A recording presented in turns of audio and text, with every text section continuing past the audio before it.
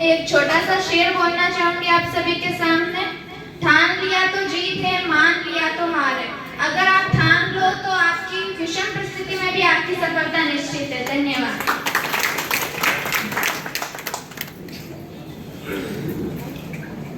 इसके बाद अगले क्रम में कक्षा 10वीं की बालिका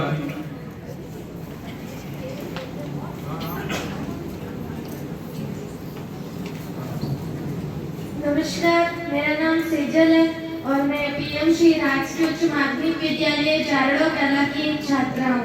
मैंने 10वीं में 96.33% हासिल की है। मैं इसका श्रेय अपने अभिभावकों और गुरुजनों के साथ साथ अपने मित्रों को भी देना चाहती हूँ, क्योंकि जैसा कि कहा गया है, जैसी संगत वैसी रंगत। Thank you. अगली वाली कक्षा 10वीं के जिन्होंने अच्छे अंक स्कोर किए, आपका परिचय हो गया।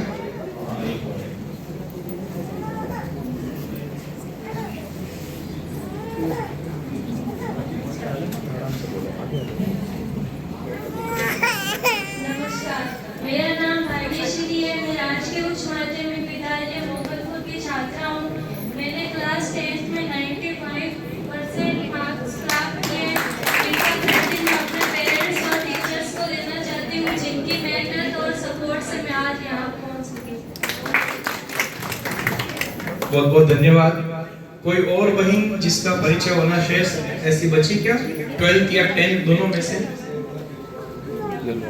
सम्मानित होने वाली सभी बालिकाएं एक बार मंच पर आ चुकी हैं। एक बार जोरदार करतल ध्वनि इन सम्मानित होने वाली बालिकाओं के लिए। साथियों, किसी ने ठीक ही कहा है, औरत बनकर जीना कोई खेल नहीं, औरत बनकर जीना कोई खेल नहीं, रोज सूरज बनकर निकलना पड़ता है। चाहे लाख अंधेरा हो जीवन में, परिवार के लिए बाती बन पिघलना पड़ता है, बाती बन पिघलना पड़ता है। एक बार जोरदार तालियां यहाँ बैठी मातृशक्ति के लिए। कार्यक्रम को आगे बढ़ाते हुए मैं आज के हमारे कार्यक्रम में मंचस्थ श्रीमती अनुराधा जी परियार से निवेदन करूंगा।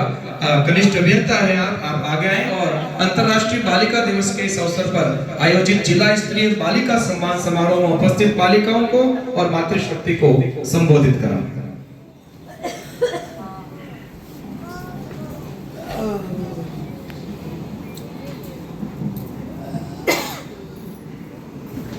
मंच पर विराजमान सभी अतिथिगण, आज आए हुए सारे अभिभावकगण, मातृशक्ति और मेरे प्यारे भाइयों और बहनों, आज सभी को नमस्कार।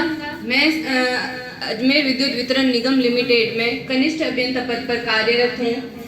मैं आज आप सभी के सामने कुछ बातें कहना चाहूँगी कि यहाँ जो भी स्पेशली गर्ल्स बैठी है, इसमें कौन कौन चाहते हैं कि हमें लड़कों के बराबर हमें फ्रीडम मिले, हमें सारी चीजें उनके बराबर मिले। अपने हाथ खड़े करें।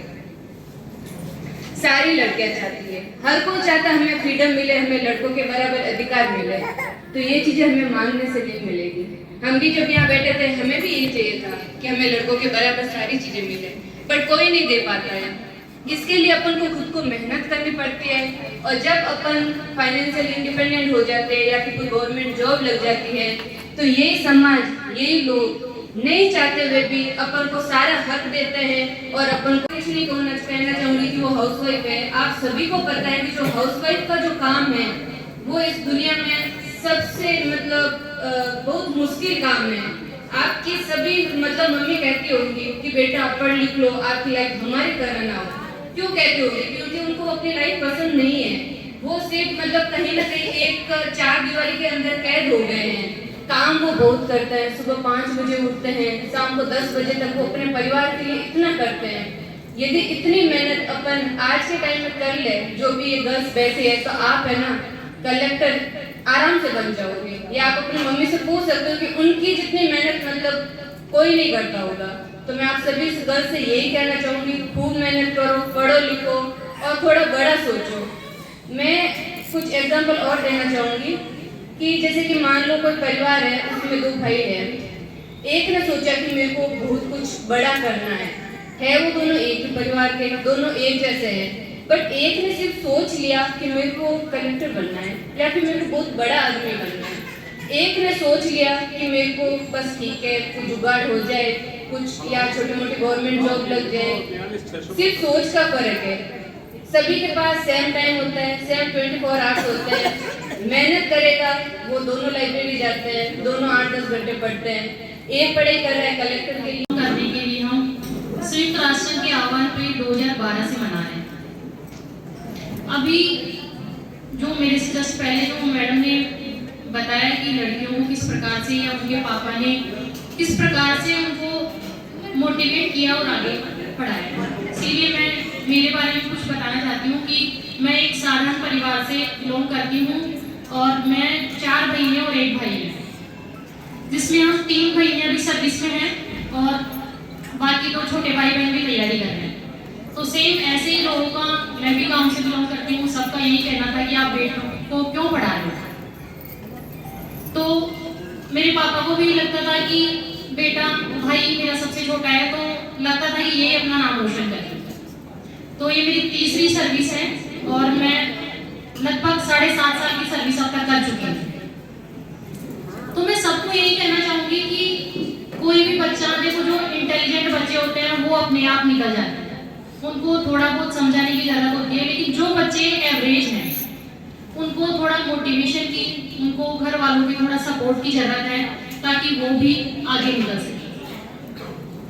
3-4 दिन पहले मैं एक कोट देखी थी, लिखा हुआ कहीं पे कि काम पे जाने वाली महिलाएं अक्सर काम वाली पे निर्भर रहती है। तो उस काम पे जाने वाली महिला के लिए वो वर्ड जो है वो मैं फाइनेंशियल इंडिपेंडेंट कहना चाहती हूँ कि जो फाइनेंशियल इंडिपेंडेंट हो चुकी है वो सारे काम कर सकती है, क्योंकि आप देखोगे कि जो शुरुआत होती है, नींव होती है। अनगिनत रिफॉर्म ये सुधार जिसके परिणाम आज हमारे सामने है।